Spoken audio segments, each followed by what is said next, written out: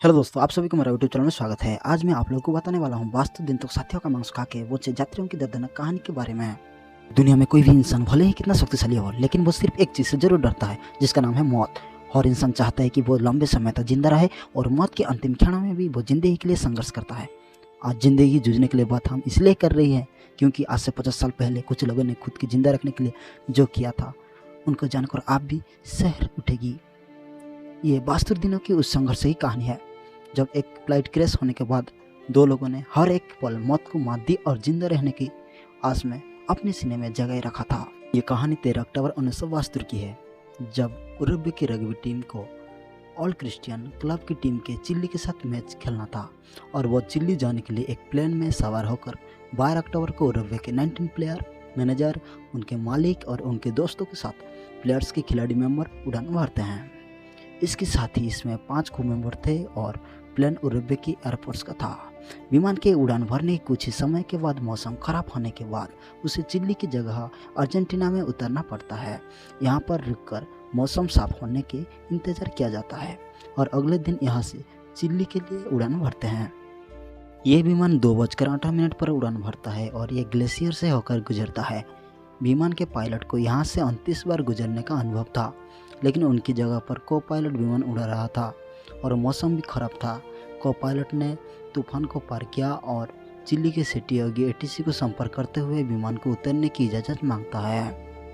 हालांकि सेटियागी ATC pilot की बात सुनकर हैरान हो जाते हैं क्योंकि उस रडार पर पायलट नहीं दिख रही होती है, लेकिन तभी को पायलट विमान को नीचे करता है और विमान एंडीज पहाड़ की चोटी से टकरा जाता है और इसका पिछला हिस्सा टूट जाता है।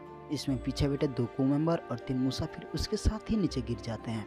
इसमें उड़ान के दौरान 45 लोग थे और 5 नीचे गिरने के साथ ही 40 लोग ही रह जाते हैं। विमान पहाड़ से टकराते हुए 200 मीटर तक घसरता है और वो 2 भाग में टूट जाता है। इस हादसे में पायलट की मौत हो जाती है और को पायलट फंस जाता है। विमान में भी 12 लोग की मौत हो गई थी, लेकिन 35 लोग अभी जिंदा थे। लेकिन अगले दिन 5 अन्य लोग की मौत हो जाती है। एटीसी की रडार से विमान की गायब होने के अगले ही दिन 4 विमान सर्च ऑपरेशन में लग जाते हैं, लेकिन कोई सफलता नहीं मिलती। दूसरे दिन 3 देशों की 11 विमान सर्च ऑपरेशन के लिए निकल जाते हैं और क्रैश विमान के कुछ लोग उनको देख भी लेते हैं। वो लोग सर्च फ्लाइट को देखते हुए चिल्लाते हैं, पर बर्फ होने के कारण ऊपर उड़ रहे विमान उनको देख नहीं पाते। ऐसा 3 बार हुआ जब क्रैश विमान को लोगों को सर्च फ्लाइट देखते हैं और उन्हें हर एक मुमकिन कोशिश की, लेकिन कोई सफलता नहीं मिली। 8 दिन तक सर्च ऑपरेशन चलने के बाद उसे बंद कर दिया गया क्योंकि मौसम खराब होने के कारण इतने दिन तक वहाँ कोई जिंदा रह नहीं सकता। सरकार तरफ से निर्णय किया गया कि अगली गर्मी पड़ने पर उनके शवों को ढूंढने के लिए सर्च ऑपरेशन किया जाएगा। एंडीज पहाड़ी पर फंसे लोगों ने मानव तापमान से बचने के लिए टूटे फ्लाइट के टुकड़े को इकट्ठा किया और उसकी सील करने की कोशिश की। विमान से सवार लोगों में 2 मेडिकल छात्र भी थे। इनके पास कुछ मेडिकल किट भी थी और वो उनसे घायलों को बचाने में लगे थे। लेकिन 9वें दिन और एक शख्स की मौत हो जाती है। अब खुद को जिंदा रखने के लिए आपस में युद्ध शुरू हो जाती है। विमान में खाने के लिए कुछ ज़्यादा सामान नहीं था क्योंकि उनको ज़्यादा लंबा सफ़र नहीं करना था। इनके पास खाने के नाम पर 8 चॉकलेट के डब्बे, जिम के 3 बोतल, खजूर, ड्राई फ्रूट्स, फेटेज और कोई बोतल वहीं थी। उनके पास जो भी पानी था वह भी ख़त्म हो गया था। अब विमान में सिर्फ 27 लोग ही जिंदा बचे थे और उनकी पता नहीं था कि कैसे जिंदा रहें। विमान में जो भी सामान था उसको 27 लोगों में बराबर बांट दिया जाता है और पाने के लिए बर्फ को पिघलाया जाता है। लेकिन 11वें दिन में किसी का नज़र विमान के पड़े एक रेडियो पर पड़ती है और वो उसको बनाने में लग जाता है। रेडियो ठीक तो होता है, लेकिन उसमें सिर्फ मैसेज आ सकते थे, बल्कि जा नहीं सकते थे। रेडियो ठीक करने वाले शख्स ने सुना है कि सरकार ने सर्च ऑपरेशन बंद कर दिया है और बचे हुए लोग के पास आता है और कहता है कि गुड न्यूज़ है। उसकी बात सुनकर सभी खुश हो जाते हैं। उसने कहता है हमारी मदद के लिए कोई नहीं आएगा और सरकार ने सर्च ऑपरेशन भी रोक दिया है। उसकी बात सुनकर लोग ने गुस्सा हो जाते हैं और कहते हैं इसमें गुड न्यूज़ क्या है। तो वो कहता है कि इसमें गुड न्यूज़ ये है कि अब हमारी मदद करने के लिए कोई नहीं आएगा। हमें ज़िंदा रहने और यहाँ से निकलने के लिए खुद पर ही निर्भर करना पड़ेगा। धीरे धीरे लोगों के पास खाना ख़त्म हो जाता है तो लोग ने सीट के ऊपर लेदर का कवर को खाना शुरू कर देते हैं, लेकिन इसको खाने के बाद वो बीमार पड़ने लगे और मरने भी लगे। 29 अक्टूबर को उसी पहाड़ी पर एक बर्फीला तूफान आता है और इनने खुद को बचाने के लिए जो बनाया हुआ था वो टूट जाती है। इस तूफान में 8 अन्य लोग मर जाते हैं। अब सिर्फ 19 लोग ही बचे थे और बर्फ चार तरफ था। यहाँ मरने वाले लोगों की लाश खराब नहीं हुए क्योंकि माइनस तापमान होने के कारण बहुत जम चुकी थी। अब इनके पास खाने की सभी चीज़ें पूरी तरह से ख़त्म हो गई थी। बचे हुए लोग बैठकर यह बात करने लगे कि अब जिंदा रहने के लिए क्या करें। और फिर ऐसा फैसला होता है कि यहाँ जो लाशें बाहर पड़ी है यही हमको जिंदा रख सकती है। सबसे बड़ी बात यही ही थी कि ये लाश उनकी अपने की ही थी। प्लेन के टूटे कांचों से टुकड़ा बनाकर लाशों को काटने लगते हैं और पहली बार उसको खा गया। इसके बाद इनमें से समझौता हुआ कि जो भी मरता है उसकी लाश को खा जा सकता है।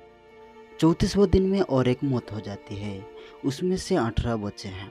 37वें दिन में और एक शख्स की मौत हो जाती है और 60वें दिन में और एक मर जाता है।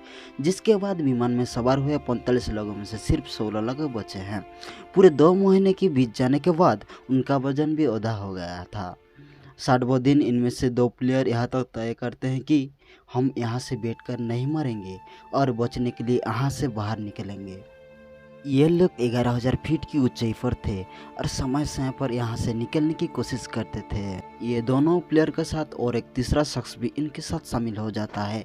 बर्फ ज़्यादा होने के कारण हाथ पैर को गलने से बचाने के लिए फ्लाइट की सीट कवर को और दूसरे सामानों को मिलाकर ड्रेस तैयार करते हैं।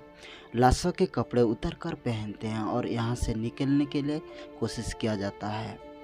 फैसला ये होता है कि यहाँ से पश्चिम की तरफ जाएंगे और यहाँ 3 दिन तक चलते हैं। 3 दिन के बाद उसको पास इंसानी मांस जो खाना था वो ख़त्म होने लगता है। ऐसे में यह तय किया जाता है कि तीसरा शख्स लौट जाएगा। वापस जाने के लिए रास्ता काफ़ी आसान भी थे क्योंकि वो पहाड़ चढ़ रही थे। ऐसे में वापस जाना आसान था और यह लोग 3 दिन के सफ़र में जहाँ पहुँचे थे तीसरे शख्स को वहां से वापस लौटने के सिर्फ 1 घंटा लगेगा। वो टीम की एक चादर पर बैठकर वापस आ जाता है। इन दोनों को चलते चलते 8 दिन बीत जाती है और इनमें से एक शख्स को ऐसी पहाड़ दिखती है जिसमें बर्फ नहीं थी। ये उसकी तरफ चल दिए और 10वें दिन पर वहां पहुंच जाते हैं। ये दोनों 21 दिसंबर वहां पर हरियाली और गाय दिखते हैं। दोनों लगातार चलते रहते हैं लेकिन बोलने की हालत में नहीं थे। दोनों चलते चलते नदी के किनारे पहुंच जाती है। तभी इनके दूसरी तरफ 3 लोग दिखाई देते हैं। यह दोनों पूरी जोर से चिल्लाते हैं लेकिन नदी की पानी के शोर में उनकी आवाज़ दब जाती है। आवाज़ होता है कि और वह दिखता है। वह शख्स भी कुछ बोलता है कि लेकिन पानी का शोर फिर से आवाज़ को दबा देता है। इसमें वो शख्स एक पेंसिल और कागज़ के एक पत्थर के टुकड़े बांधकर इनकी तरफ फेंकता है और इनमें से इनकी जानकारी इनको पूछा जाता है। इन्होंने उसमें लिखा कि हम उरुग्वे के रग्बी टीम है जिसकी फ्लाइट क्रैश हो गई है। हमारा साथी अभी भी जिंदा है और मदद की आस लगाए बैठे हैं। हम दोनों उनके लिए मदद लाने के लिए आए हैं। आप हमारी बात को सही लोगों तक पहुंचा दो ताकि हमको मदद मिल सके। वो शख्स पढ़ता है और कहता है कि टुमारो, इसका मतलब कल। अब उन दोनों के लिए ये रात काफ़ी लंबे होने वाली थी। अगले दिन वहाँ की पुलिस तक ये बात पहुँच जाती है। चिल्ली अथॉरिटी वहाँ पर भागकर आती है और इन दोनों को वहाँ से पिक करके हॉस्पिटल लिया जाता है। इनके बाद इन दोनों को लेकर 3 हेलीकॉप्टर जाते हैं। वहाँ पर सिर्फ एक चापर ही उतर सकता है। ऐसे में सिर्फ 7 गंभीर लोगों की ही एक चापर में लाया जाता है। बाकी को अलग का दिन सुबह वहाँ से लाया जाता है। ये रियल कहानी आपको कैसा लगा दोस्तों, ज़रूर कमेंट बॉक्स में कमेंट कीजिए दोस्तों। साथ में लाइक और सब्सक्राइब करवा दो दोस्तों।